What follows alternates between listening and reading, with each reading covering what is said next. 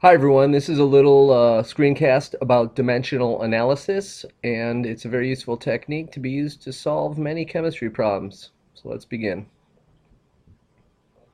Dimensional analysis is also called factor label method or unit factor method, and it is a problem-solving method that uses the fact that any number or expression can be multiplied by 1 without changing its value. To use dimensional analysis, you need equalities. Sometimes equalities are called unit factors. All an equality is two terms that describe the same or equivalent amounts of what you're interested in. For example, 1 inch is equal to 2.54 centimeters. 1 minute is equal to 60 seconds. 1 dozen is 12 items. 1 mole represents 6.02 times 10 to the 23rd particles. 1 mole of magnesium atoms is equal to has a mass of 24.305 grams. Using equalities in dimensional analysis, you take the equality and you can make it into a fraction. The fraction created from an equality represents the number 1. If we look at the equality 1 inch equals 2.54 centimeters, two different fractions can be created. 1 inch over 2.54 centimeters or 2.54 centimeters over 1 inch. Let's say you needed to convert or answer the question, how many inches are in 50 centimeters? Using dimensional analysis, I'm going to use the information I'm given in the problem, what I need, what I start with, or what the problem tells me I'm starting with. In this case, 50 centimeters. I'm going to put the 50 centimeters over 1, make it a fraction, because I'm going to use one of these fractions from the equality to convert from centimeters to inches. When using dimensional analysis, you take the equalities and make them into fractions, then choose the fraction from the equality that cancels out the units you don't want and leaves behind the units you do. When I took this equality and made it into a fraction here, centimeters was in the denominator, inches is in the numerator. Since I was converting from centimeters to inches by setting up this equality as so, the centimeter units in the denominator here cancels out the centimeter units here. The unit that's left over is inch, and that's what I want my answer to be represented in. How many inches in 50 centimeters? Now, by setting up the dimensional analysis, the process of setting up the problem tells me the math I need to do to finish the problem. Since 50 is on the top and 2.54 is on the bottom, I need to divide 50 by 2.4. Since the unit inch is left over, I need to include that. By completing the mathematical operation, 50 centimeters is equivalent to 19.7 inches. Now here's another question. How many seconds are in 2 years? The problem wants us to convert a value in years to a value in seconds. So when you're converting from one unit to another, dimensional analysis is always going to work.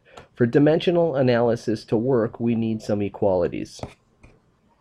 I know that 1 year is equivalent to 365 days. I know 1 day is equivalent to 24 hours. We know that 1 hour is equivalent to 60 minutes. And we know that 1 minute is equivalent to 60 seconds. Now I'm going to use these equalities. I'm going to arrange them as fractions so the units I don't want cancel out, leaving behind the units I do. Starting the dimensional analysis setup, I'm going to begin with the value I'm given in the problem, 2.0 years. I'm going to start it off as a fraction because I'm going to create fractions from all of these equalities. And if I start with a fraction, it just helps me identify which units are canceling out. By taking my first equality and arranging it as a fraction where the unit day is in the numerator and year is in the denominator, the year units cancel out, leaving behind day. But the problem doesn't want us to solve how many days are in 2 years. The question asks how many seconds are in 2 years. By arranging my second equality as a fraction, where hours is in the numerator and day is in the denominator, the day unit cancels out, leaving behind hour units. But the problem wants us to solve for seconds. So we have to convert another equality into a fraction. 1 hour is equivalent to 60 minutes. These two hour units cancel. The final equality we need to arrange as a fraction is the bottom one, where 60 seconds is equivalent to 1 minute. And by arranging this equality that relates minutes and seconds, where minutes is in the denominator and seconds in the numerator, this minute unit cancels out with this one. Now the only unit left over is seconds, and that's what I want to solve for. How many seconds are in 2 years? The dimensional analysis setup now tells me what mathematical operations I need to perform to calculate what the question is asking. All I need to do is multiply 2 times 365 times 24 times 60 times 60. That will tell me how many seconds are in 2 years. By performing the mathematical operations described in the dimensional analysis setup, 2 years is equivalent to 63,772,000 seconds. Excuse me, I left out a 0. There should be a 0 in there.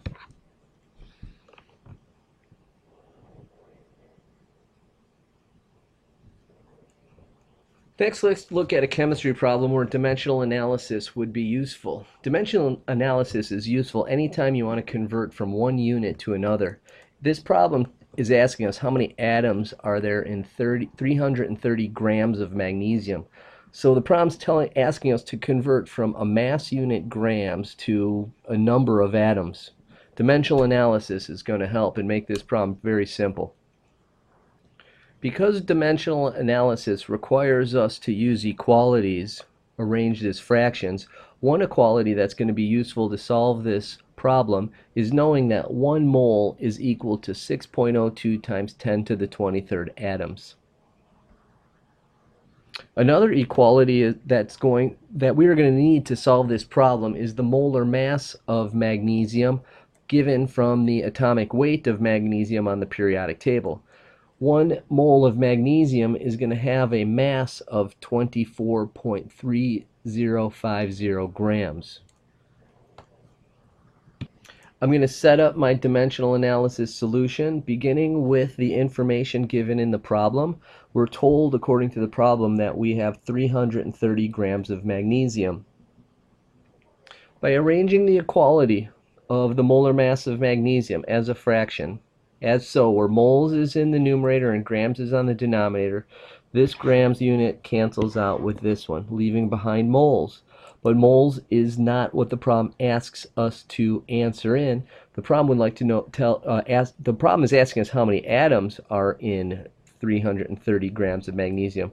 So I need to use the very first equality also, arrange it as a fraction so my mole unit cancels out. So I'll put mole on the bottom and 6.02 times 10 to the 23rd on the top. Arranging this equality like so, the mole units cancel out, leaving behind atoms. And atoms is the unit that the problem is asking me to solve for. Now that I have arranged the equalities so the units I don't want cancel out, leaving behind the units I do, and in this case I want the atoms unit left behind, which we have. Now we just have to perform the mathematical operation that the dimensional analysis tells us to do. So here we have 330 divided by 24.3050 times 6.02 times 10 to the 23rd. Calculating the problem according to the operations that the dimensional analysis problem setup has told us, you'll calculate that 330 grams of magnesium is 8.17 times 10 to the 24th atoms of magnesium. Or you could say 8.17 times 10 to the 24th atoms of magnesium has a mass of 330 grams. This is another problem where dimensional analysis is going to be useful. How I know that dimensional analysis will work here is I'm asked in the problem to determine a mass, but I'm given molecules. So I need to convert from one unit to another. Any time you have to change dimensions, dimensional analysis is going to work and be useful and a powerful, useful tool for you to use. To solve this problem, we need some equalities. I know the molar mass of carbon dioxide is 44.0095 grams. I calculated this using the periodic table. We also know that 1 mole represents 6.02 times 10 to the 23rd particles. In this case, we're talking about molecules. When using dimensional analysis, you take equalities, arrange them as fractions so the units you don't want cancel out, leaving behind the units you do. I've arranged in red the parentheses. I've started the problem, the dimensional analysis setup with the information I was given from the problem. This bottom equality here I've created into a fraction so the molecule unit cancels out. The other equality I've arranged as a fraction so the mole unit cancels out, leaving behind the unit grams. By doing this dimensional analysis setup, I've canceled out the units I don't want, leaving behind the units I do.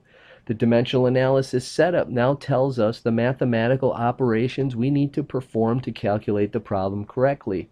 6.75 times 10 to the 24th divided by 6.02 times 10 to the 23rd times 44.0095 will give us our answer and tell us what the mass of 6.75 times 10 to the 24th molecules of CO2 is.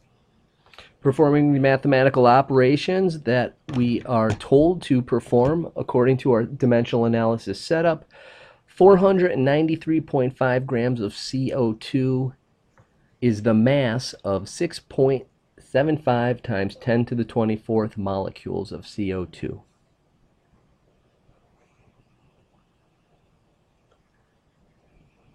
Dimensional analysis is really useful.